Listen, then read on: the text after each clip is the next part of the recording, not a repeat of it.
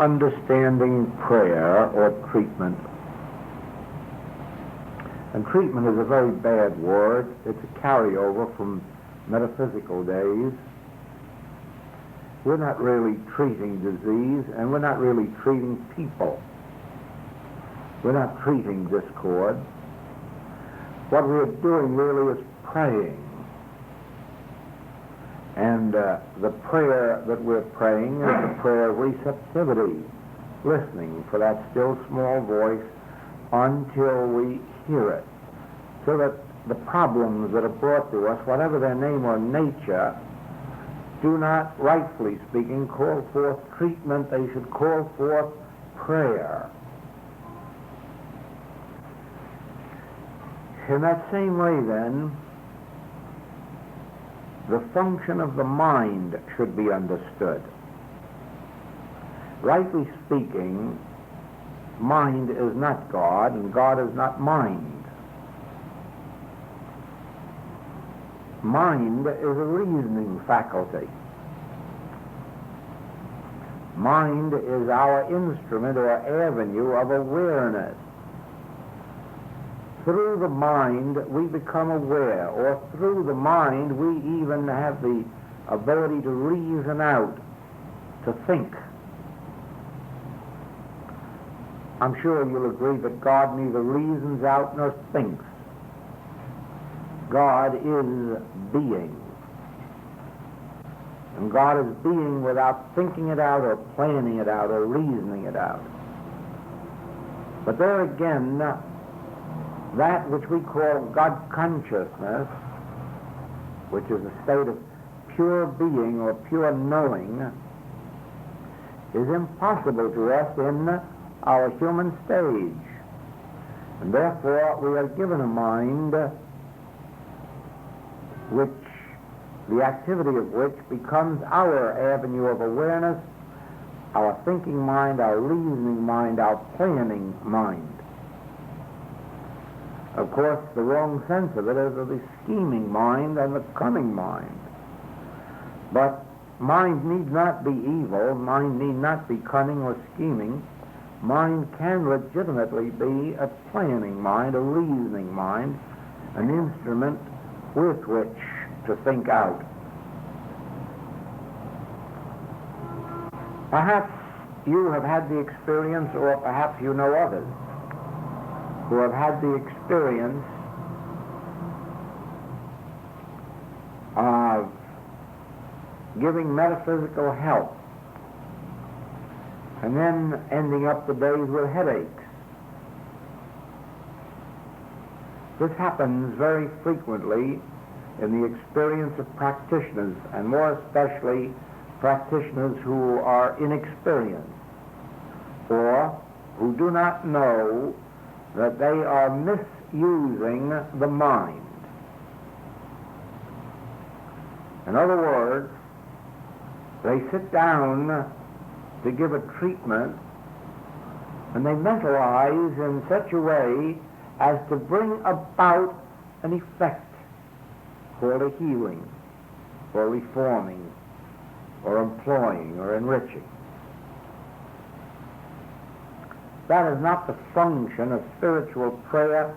That is not the function of the mind. The mind is not a creative instrument. It is an instrument of awareness. We know the truth with the mind, but we do not create things with the mind. Even an inventor doesn't create with the mind. He becomes aware of certain natural laws, laws that have always existed, and he becomes aware of how to hook them up, how to bring them together, how to utilize them. The right use of the mind as an instrument of awareness makes it not only a powerful instrument, but one that increases in its functions the more it is used. There was a time when all men who are active in brain power were supposed to get softening of the brain by the time they reached the 70s or 80s if they did. That's why it was said that Ralph Waldo Emerson died of brain disease, because he was such a brainy man and used it so much.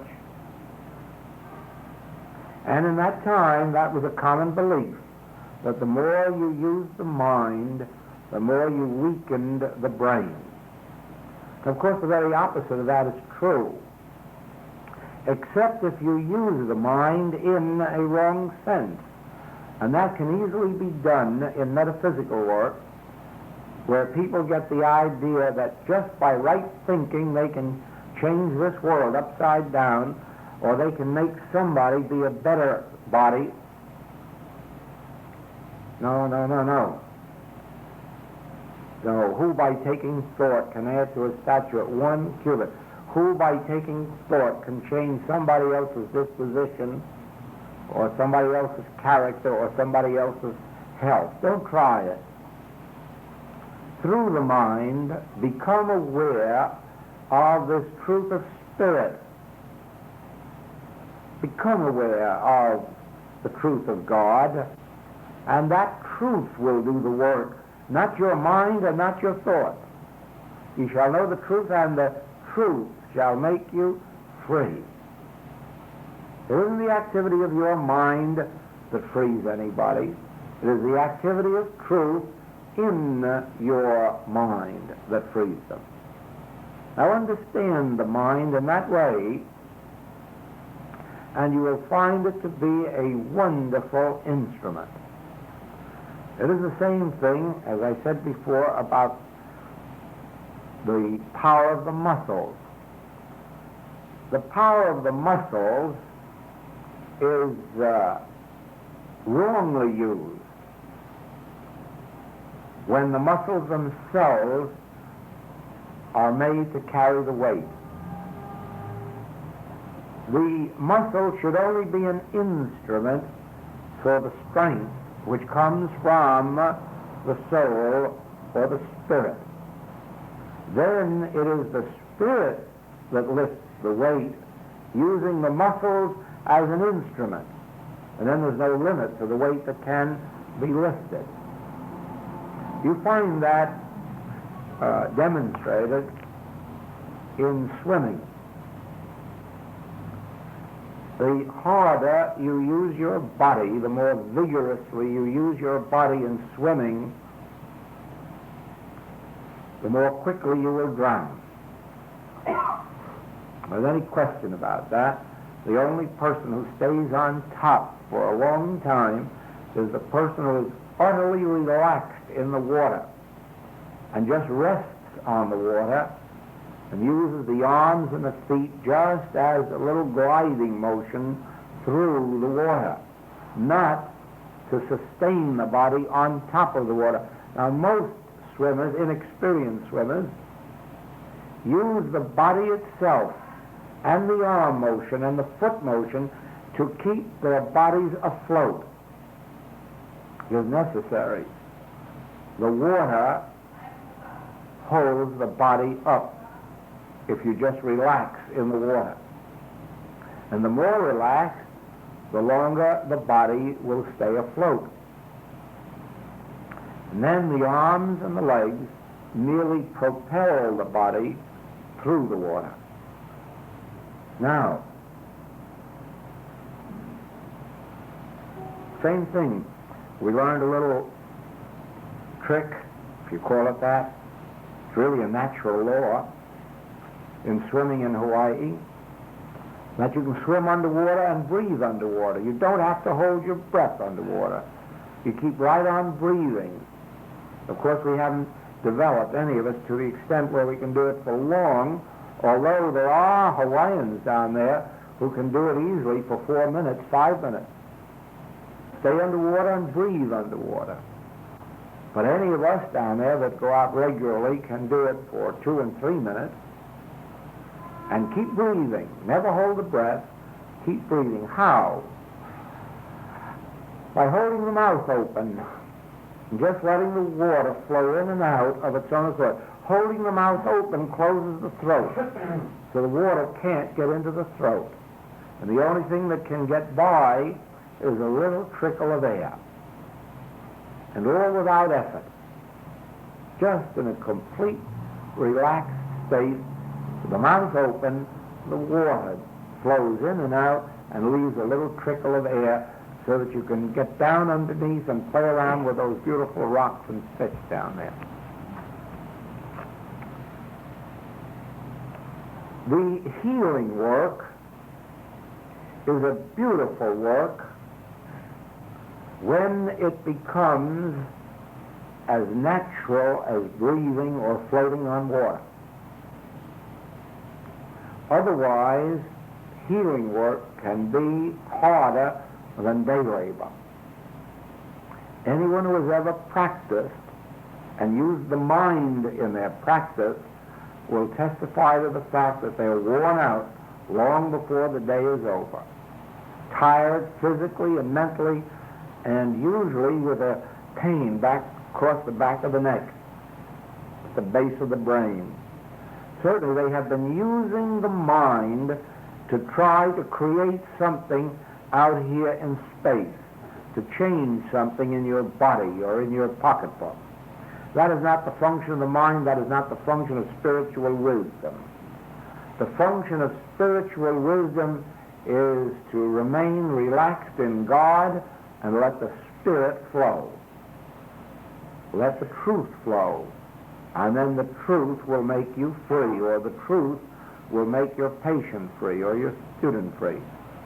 The truth will do that. You never will. You might call that, too, the true sense of humility. I can of my own self do nothing, so why try? Just let me be relaxed and let the truth carry the work. When you're swimming, let the water carry your body.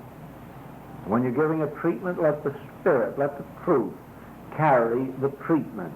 Don't try to manipulate truth with your mind. Truth is infinite. Your mind is finite. Don't try to manipulate infinite truth with a finite mind. You say, oh, but the divine mind. There aren't two minds. There's only one mind. There's only one mind, and that mind is an instrument of awareness. That mind is an instrument given to you the same as your body is. Your body is an instrument given to you virtually for the same purpose that your automobile was given to you. It's an instrument of locomotion. It's an instrument of transportation. The body is given to us so that we can move around in our present sphere of life. The body is an instrument, and the mind is the instrument of its thinking process, just as the muscles are the instrument of parts of its strength. The organs and functions are instruments. The whole body, considered as one whole, is an instrument for our use, and it isn't your instrument or mine, it's God's instrument. We are not to use the body. We are to let God use the body. We are to let God govern and control the body. And when we say that we are masters of our fate, when we say that we are captains of our soul, that's true. When we realize that God is our selfhood, then again, you see, you have that relaxed sense. There is no way of your aiding your digestion or assimilation or elimination by taking thought. The mind wasn't given to you for that purpose.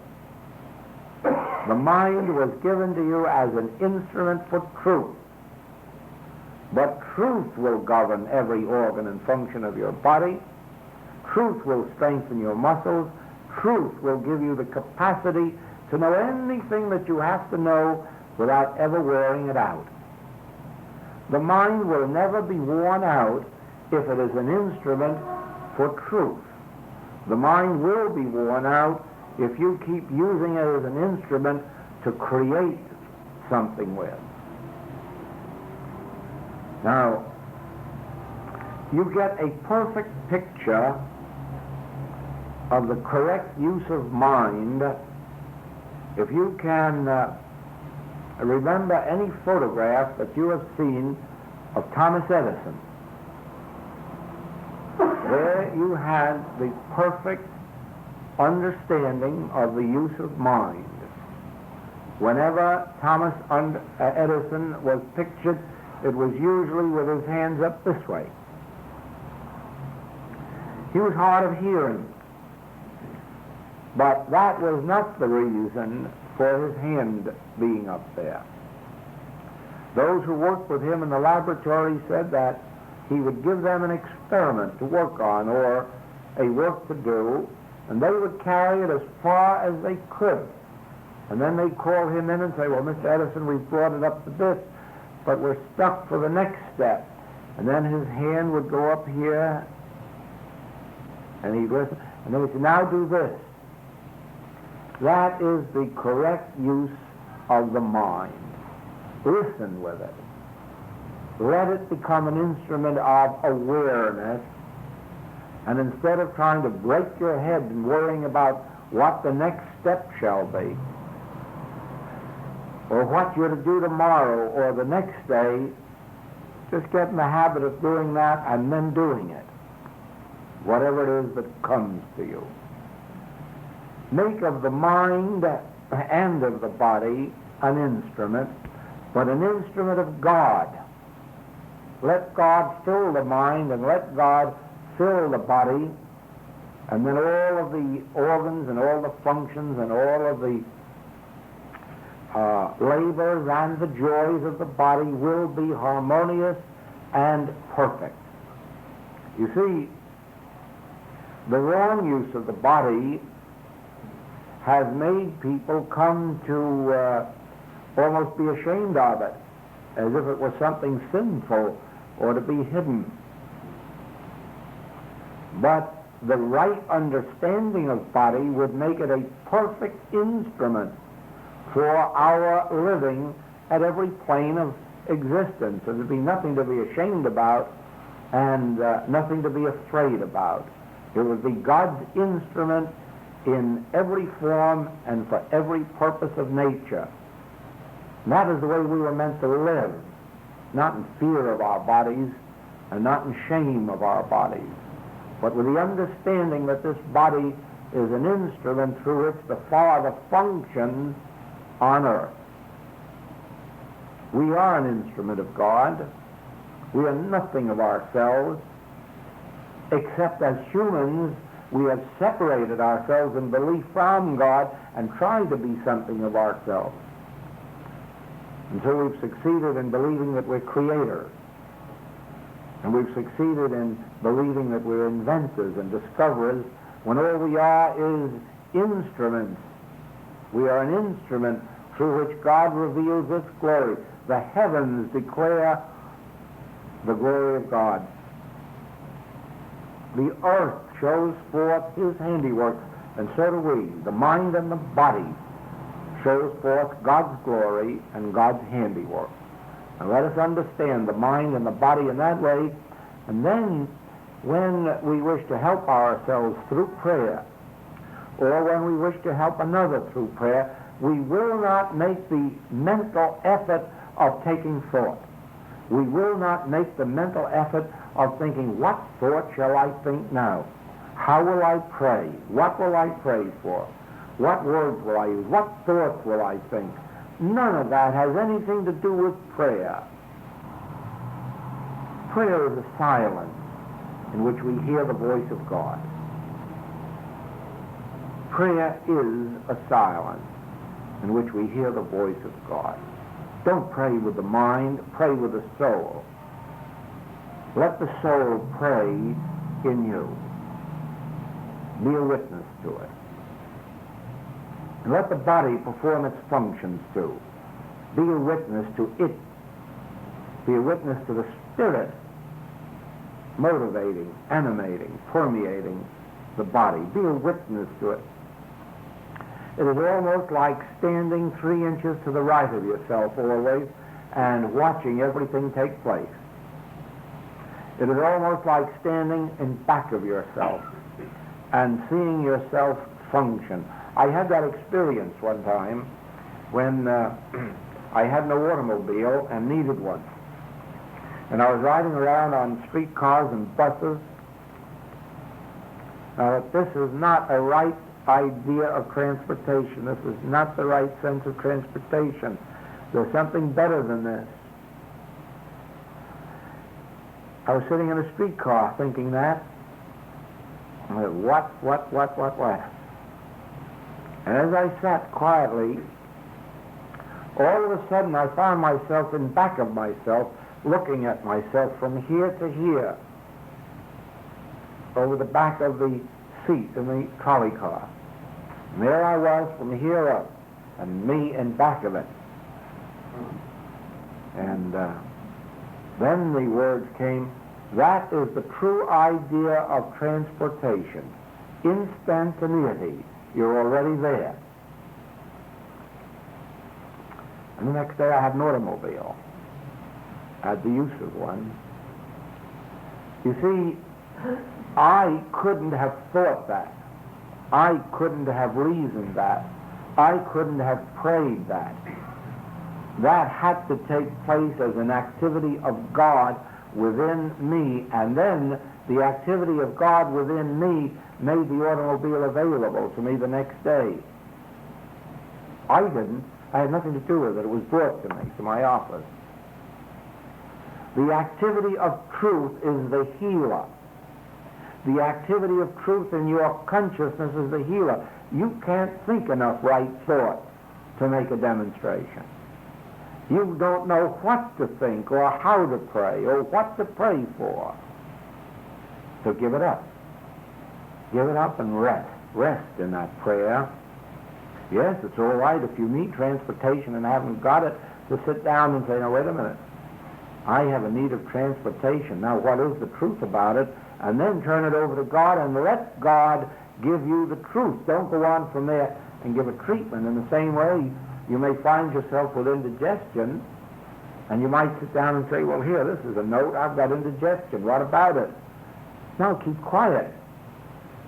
The truth will make you free, not any thinking you do about it.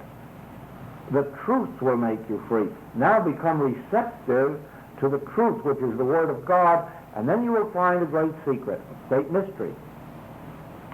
His Word does not return void. The treatment that you think up might. His Word will not return void.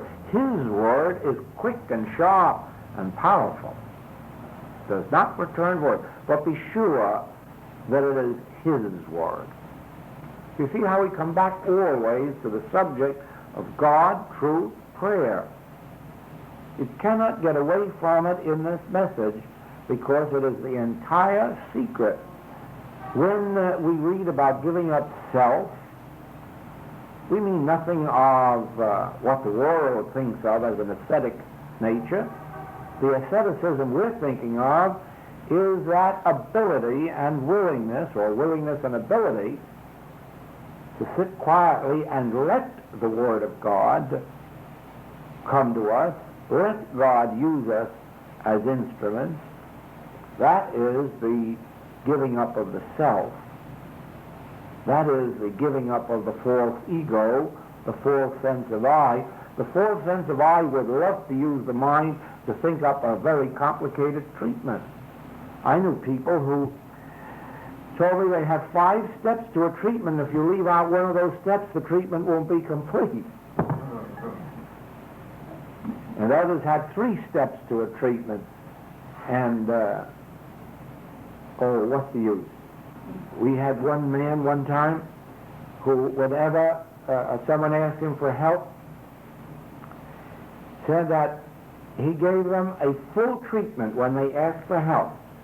And then at midnight, before he retired, he gave them a half treatment. And what was a full treatment? 20 minutes. And a half treatment was 10 minutes. Well, that's fact. He believed it, and he got results in accordance with his belief. As you believe in your heart, so is it unto you. And if you can just believe in 20 minutes will be God to you. And if you can believe in 10 minutes will be a half of God. And a half of God is better than none. Now look, no effect can be God. Is that clear? Whether it's a thought or a thing. I don't care whether you carry a charm or wear a crucifix or a Star of David. It's an effect. I don't care how good your thinking is or how sweet and pure it is. It's an effect. And it can't be God. Thoughts can't be God. Right thinking can't be God. Being a good man or a good woman can't be God. Only God can be God. Now, what is God? Now, the moment you try to think, you're wrong. Because if you could name it, it isn't that. No matter what concept of God you could have, it wouldn't be correct. All that you could ever get with the mind is a concept of God. You couldn't get God. So you might as well be still and let God be God in you. Then you will know God by the effect. Now certainly, you can make a God of anything you wish. You can go to Lourdes and be healed, and you can go up to St. Anne de Beaupré and be healed.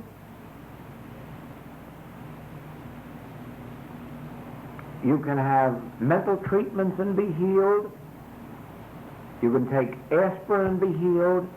Loads of people are having wonderful results from all these things, but that is not God healing. That is healing on a physical or mental level. And even if you are healed by a right treatment, it is still not God healing. God healing is the word of truth that comes to your consciousness when you are still. The Word of God is an activity of the soul within you of which you become aware. You may become aware of it through hearing the still small voice or seeing a light or seeing a figure anyway, or just a feeling or just that deep breath that comes to me. Those are the effects of the Word of God. That's not the Word of God. Don't think that if you see lights that that's God. That's an effect. Don't think if you hear the voice of God that that's God. That's an effect. Never get frozen to an effect. Never become attached to an effect. That is why many people on the mystical path miss the way. They insist they must see visions or hear voices. They must have an emotional experience, not knowing that those are all effects, not God itself. Now, God itself is not an emotion. God itself does not walk around in fancy robes. God itself does not necessarily come in mysterious ways, though it can. Don't limit God. God can set a table in the wilderness. God can open the Red Sea. Don't limit God, but don't believe for a moment that God only comes in mysterious or secret ways. God comes in the very, very gentlest and simplest way, sometimes a touch on the arm, sometimes nothing that you're aware of except that you do the right thing at the right moment. Those all are effects of God. Don't listen for voices as if voices had to come. Don't look for sights as if visions had to come. Those are effects. You're looking around to make 20 minutes become God in a different way. Don't try to make a treatment into God. God is God, and God can appear to you as a treatment or a vision or a voice or an action or a touch. God can touch you on the arm, God can touch you on the shoulder, and you'll notice it. It'll be a very physical thing. But that isn't God. That is the effect of God. Once you seek those effects, you will lose God. Please never get embroiled in seeking an effect. Never try to be concerned how God shall come to you. Be concerned to worship God in spirit and in truth. To worship God as spirit, as truth. And let God define itself to you. Let God define itself to you in any way that it wishes. Don't limit it. Don't outline. Don't expect because you've had an experience today that God will manifest itself the same way tomorrow. Don't do it, because it may never happen again, and you'll just spend a lifetime of misery. Many mystics have missed the way because they had a God experience and they knew all about it and just what it should be, and then they waited the rest of their lives for it to happen again. Some of them have had it happen twice, and a few have had it happen 3 times. But think of all they missed in between by waiting for just those experiences when they could have had God every day in the week, if only they hadn't limited in their own thinking the way that God should come. No, think of God as God, but do not think of any effect as being God. And do not desire God to appear in or as any effect. Be satisfied for God to be God. Let's rest just a few minutes.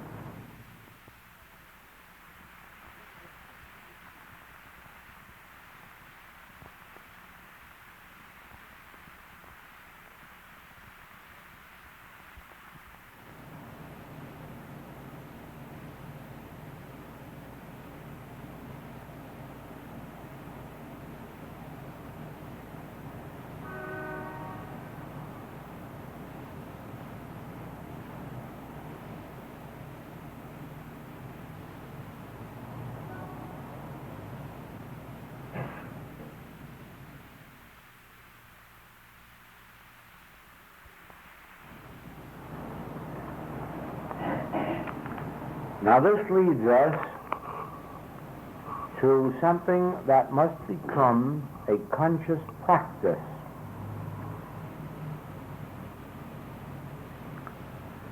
There must be an effort made to attain this next point until it becomes second nature. You will remember that the basis of this class is the 2 great commandments of the Master. Thou shalt have no other gods before me. You remember that in that we learn that we must not have idolatry.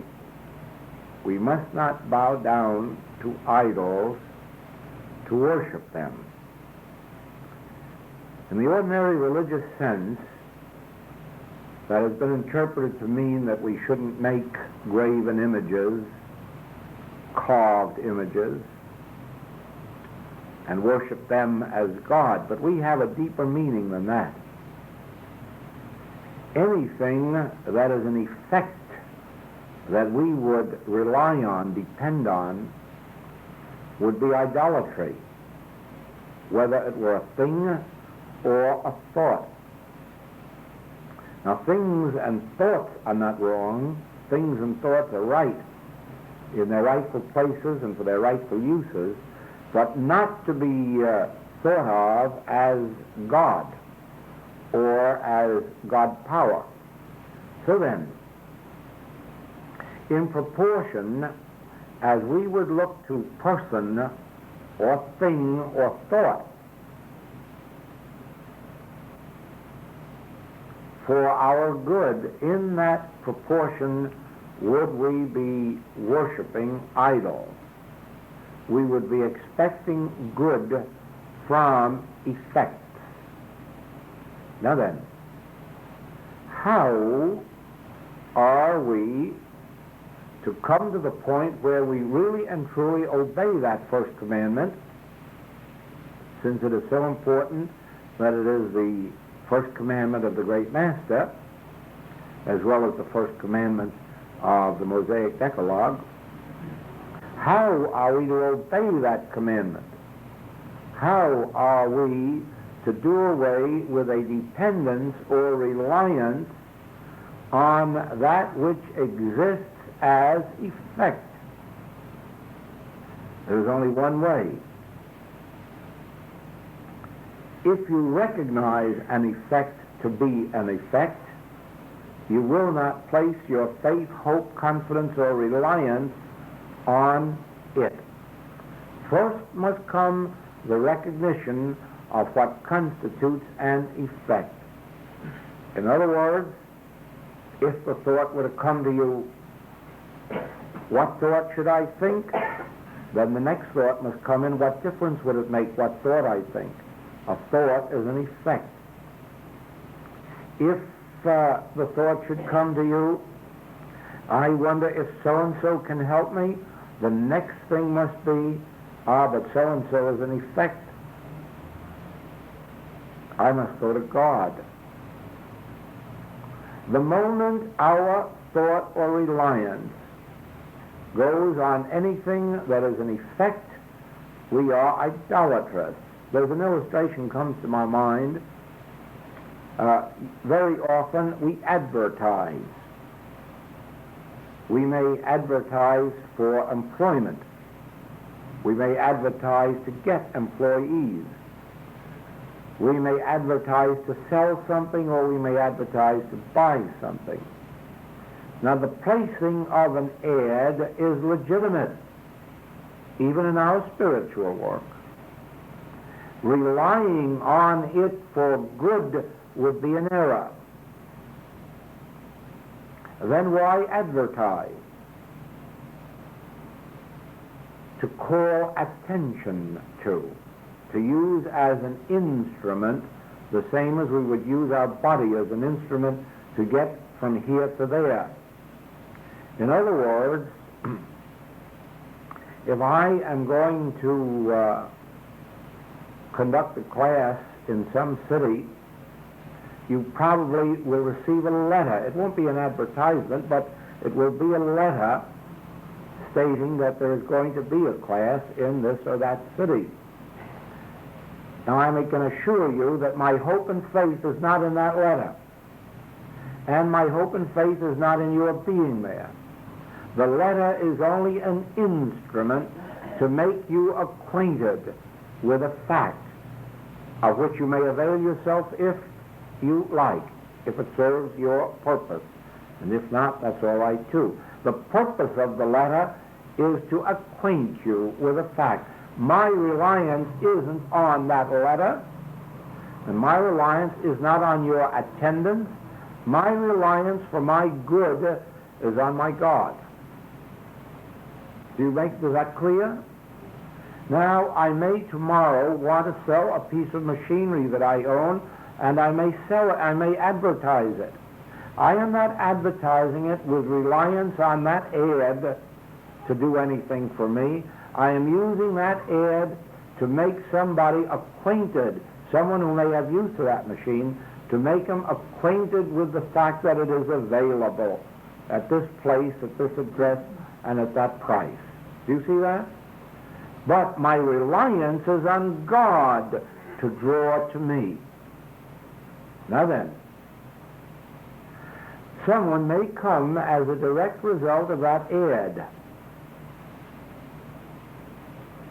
And again, the sale may be made with no one ever being aware of it at all.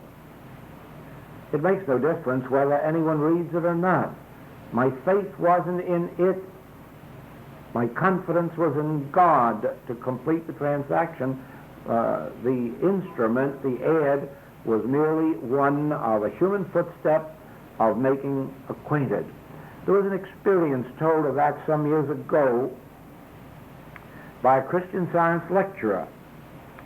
A woman had been widowed, and when the estate was settled, it was found that she had enough income to live exactly as she always had lived, except for about $10 a week that she would be short. And so, having this extra room now in the house, in the apartment, she thought to rent this room for $10 a week to make up the difference. And she prepared the room, and then she advertised it. And very few people came, and of those that came, none took the room. And after a while, she consulted this man in his capacity as practitioner, this lecturer, and he said to her,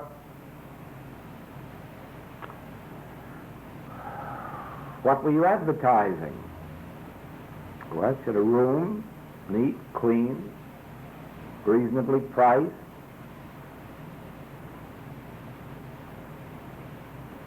I said, "I guess nobody wanted it." He said, "Did you ever stop to think, though, how many people are looking for a home with love, companionship, joy?" No, it was a little different thought to her. But he said, "Of course, I wouldn't put that in an ad. But I think I would go home and see if I couldn't understand that I was advertising something more than just a clean room for a reasonable price. See if in your heart and soul you don't really feel that that room would be a home for somebody. And that with you in it, there would be purity and a good companionship if necessary. Neatness and all the rest of these qualities of good." And she caught the point very quickly. And a couple of days later, a young man came, and he had this ad in his pocket. And of course, the moment he saw the room, that was what he wanted, and he took it.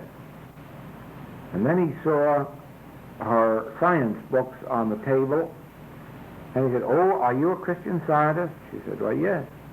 He said, "Well, isn't that strange? I wonder why I carried this ad around for a whole week when this is just what I was looking for, but I couldn't come here before today."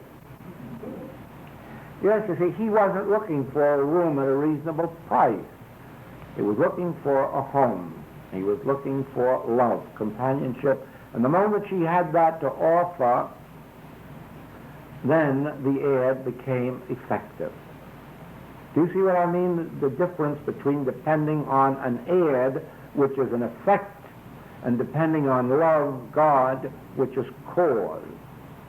Now, it is exactly the same in every department of our existence. First, find out whether your dependence is on an effect, even if it's on a treatment. You might even believe that your healing is dependent on a practitioner. You'd be worse off now than if you believed in treatment. You see, your healing, your harmony, is dependent only on God, and God is truth operating in consciousness. Truth active in consciousness.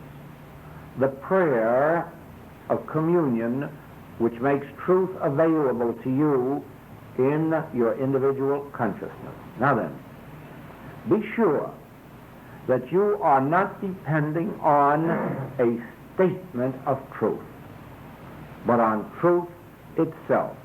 There again you come to a difference in some metaphysical work and in the infinite way. We do not use statements of truth as affirmations. Never under any circumstances. And yet we use statements of truth. And here is the difference. If the thought should come to us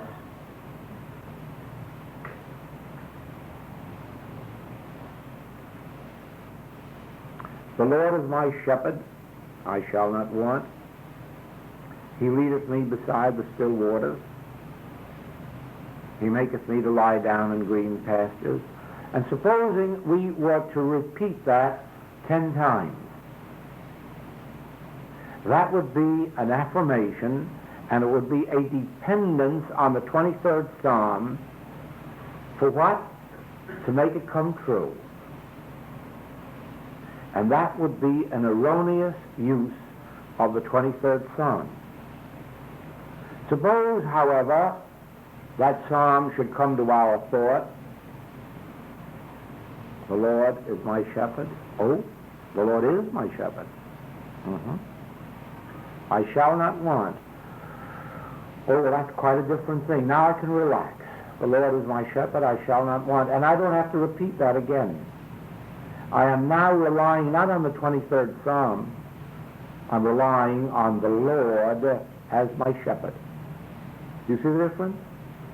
I have relaxed myself the moment I remembered that the Lord was my shepherd. But I didn't use the statement, the Lord is my shepherd, to make it so. I didn't declare that he maketh me to lie down in green pastures, hoping that he would bring it about. I merely brought it back to conscious remembrance that he does lead me beside the still waters. And that's all that's to it. Now I can relax. Or again,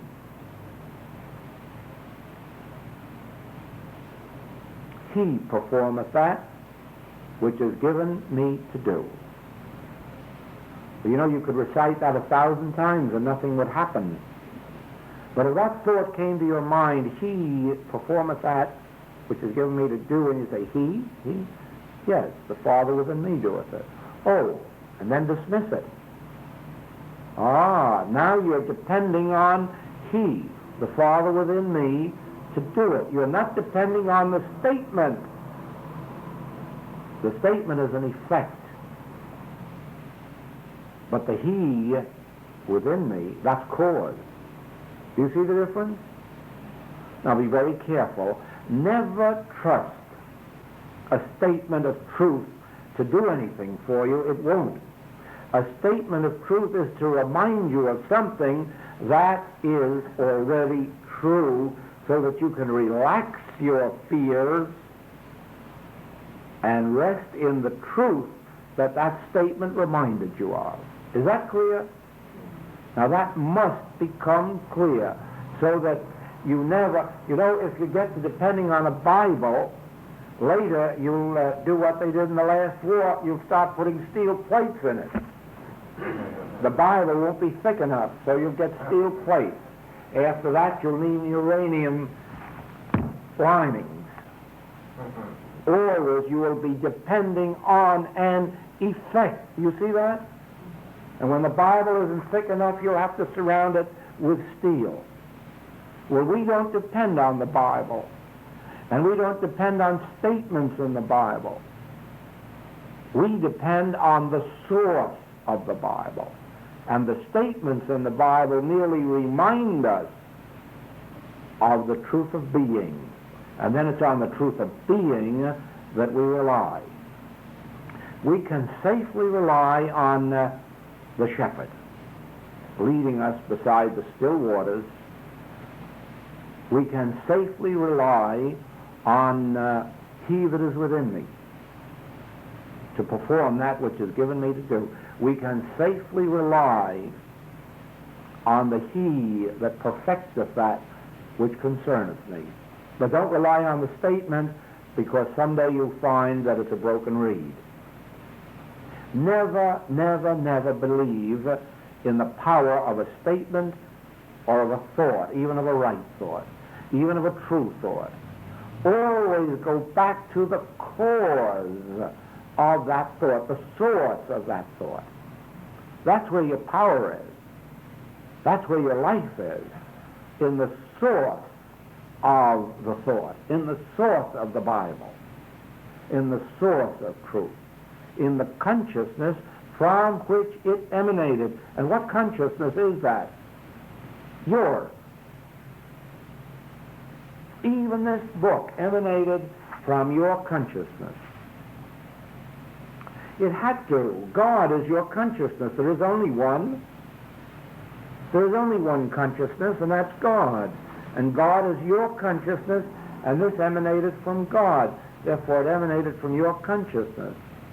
And even if there are passages in here that you do not know, if you close your eyes when you need them, they'll come right to you. You say, well, that's one I never knew before. That's right. You didn't consciously know it, but you always knew it because you were the very source of it. Thousands of years ago you voiced it. Because God was the voice. And God is your consciousness. God is individual consciousness. If God weren't your consciousness, we wouldn't be here all together in one place of one mind. We were only drawn here because each of us has the same mind drawing us together. The same consciousness, the same soul is drawing us together. Now God is your consciousness, and God is the author of this book. But you see, God can voice this book in a language that the ancient Hebrews never knew. God can voice this book in a language that the Christians never knew.